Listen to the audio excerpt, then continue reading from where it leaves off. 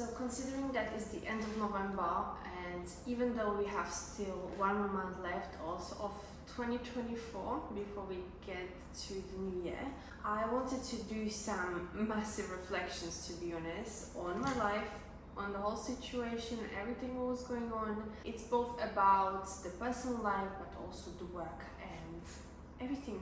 I would say that many people just kind of not completely give up in November or for December, but it's that nice, festive, beautiful season, and everyone is just focusing on Christmas. They relax, they do not get too much work done anymore, and they just get to that state of being relaxed. To be honest, I might do the same if I lived in Europe, because if you have ever lived in Asia or in a hot country somewhere, especially south, I can tell you it is really hard to kind of feel festive, especially here in Bali. They do not celebrate Christmas, and so it doesn't feel Christmassy at all. Also, the weather is so hot that if you are from Europe and from colder countries, that you have winter that's a little bit colder, or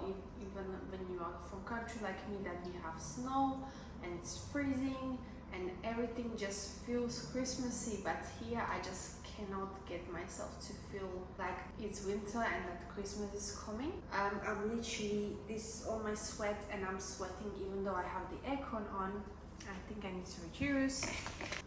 Yeah, so I have literally sweat dripping off me, and I can tell you, I do not feel Christmas at all. Last year we've been in Bangkok. Even though I didn't feel Christmassy, at least everywhere you go, especially the shopping malls, you do have Christmas decorations, huge Christmas trees and everything. Here there is no such thing because they do not celebrate Christmas. So if you're planning to visit Bali or live in Bali in the future, this is something to consider. And I'm telling you, if you are from the countries in Europe that are that proper Christmas, I do not recommend you to stay in Bali for Christmas and New Year.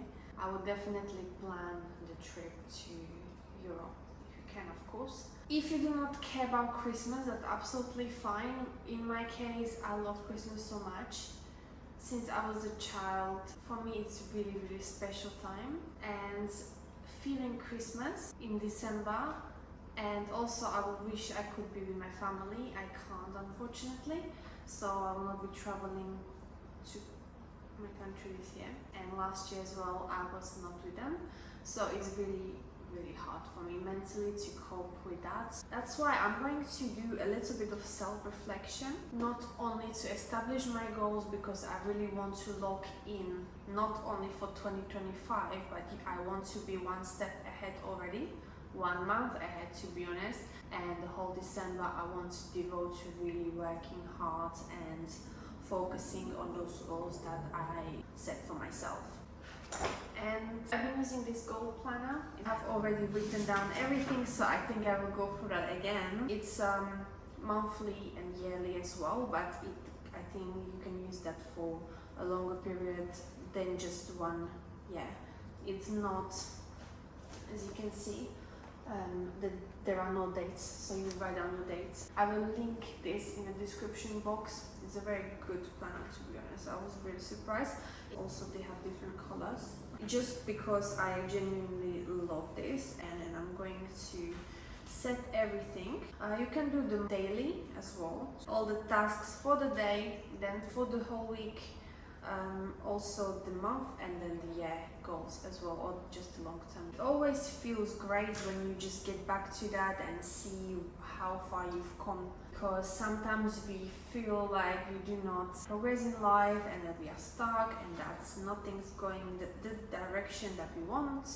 But then when you look back and when you look at things that you actually wanted to do previously and what you dreamt of, and then you will get to read all those stuff, you will actually realize how much you've done, even if you do not realize it. You might not be exactly on that spot where you want to be, but you are definitely on your way and you are definitely making progress. It's always good to take a look on that, write down everything, and then it makes you more motivated in the long term. Also makes you believe in yourself a little bit more. This is actually how it looks like when it's blank, so that's for every single day. You can write down your tasks, also the main goals, and this is the whole week, and then also you have weekly goals, and then you have of course the breakdowns for each month, for each year as well. So I just can't wait to do that.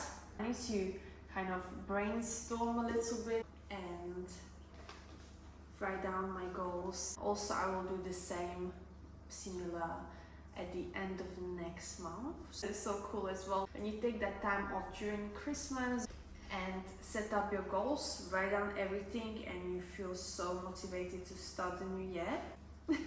It's always like every single year we are so motivated that this will be my year, I will do this and that, and after that when you just come to June and you are just so exhausted from the whole life, everything, the whole life. But at the same time, what I realize is that just because you are tired and you feel like you struggle and that the things are not going the direction that you would want, it doesn't mean that first of all you're not progressing. Second thing, you are exactly thrown to the situations that are hard, to experience those situations and learn how to work around that. So you cannot expect that all your life will be perfectly smooth and you will achieve your dream life just like that, because you need to get stronger, build your patience, change your mindset around many things in your life, and learn how to respond in different situations. Otherwise, how would you actually progress in life, making the right decisions, if you would never experience anything? How would you be able to help other people? Because that's why we are here, to help people with certain things. And if you will not learn, you will not know anything. So once you want to learn and you want to get better, you need to go through all of this in order to get better and then in the long term achieve those goals that you want to achieve. So that's the goal for today. Also, talking about the goal setting, there are different aspects of your life. They all then align together. So you want to think about your main goal can be losing 20 kilos. That's great, but also then there is your work, there is your relationships, there's your family, and also different goals in life. Always make that breakdown of each part, and want to set up long-term goals, which will be, for example, 1 year or 5 years from now on, and then also you will break it down to those shorter term goals, which will be from the perspective of each month, for example. Oh, when I'm looking at that, it's... Huh? Excuse me? I'm recording my YouTube video. Come on, guys. It's actually written on here, even when you have the monthly review, it says here what were the biggest wins, what were the biggest lessons learned, insights gained. It's very actually good for the self-reflection And also you have these goals, the areas of your life that you will break down as well. So there's a spiritual, health and fitness, business and career, family and friends, romance, personal development, finance and recreation. Of course, you do not have to have the planner. You can just write it down to your notes, to a spreadsheet on your laptop, on your phone, and work with that. But I really like that connection when I'm writing something and I just keep that book with me forever. Then it's of course hard to carry that all around the world, from London to Bali, to Bangkok to Bali, and I don't even know where I'm gonna end up next year, so that will be pretty funny. Because I have no clue what's going on and what is going to happen. But it's truly important from that mindset and manifestation perspective to have the specific goals, and you want to focus on one thing and not a million things at the same time. Also, you shouldn't have like a contradictory goals. So you need one thing, one path which feels the best for you. And many people also ask, like, I don't know which one, I like 2 or 3 different things and I do not know which one to choose. So what would you like to do actually is that, imagine yourself, flip a coin, and you would choose that one thing. Let's say you want to be a doctor and you want to be a lawyer as well. And you flip the coin and it will fall on doctor, and you will be like, oh, actually, maybe I would like to be the lawyer, you know? So that will actually tell you that being a lawyer is more important for you. So even though that you flip the coin and it will fall on that doctor or whatever else it is, if you feel a little bit of disappointment on that side, it means that the second side is actually for you, so you can pick that one. And I just hope that makes sense.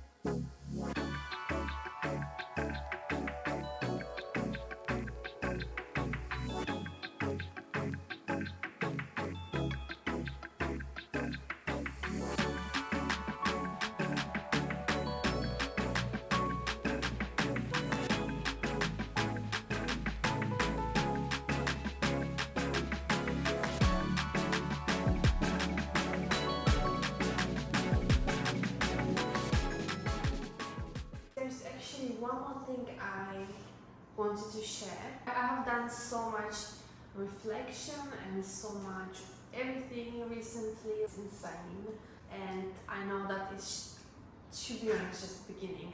Anyways, I'm just thinking so much and I just go so deep all the time. I spend so much time thinking about the whole life, and what I have came to is, I posted that on my Instagram actually as well, and it says, you are never lost in life, you are always exactly where you are supposed to be. And I think it's really deep. Even though that you feel lost or stuck in life and that things are not going the way how you have imagined, it might be also because they will be way bigger than you can even imagine.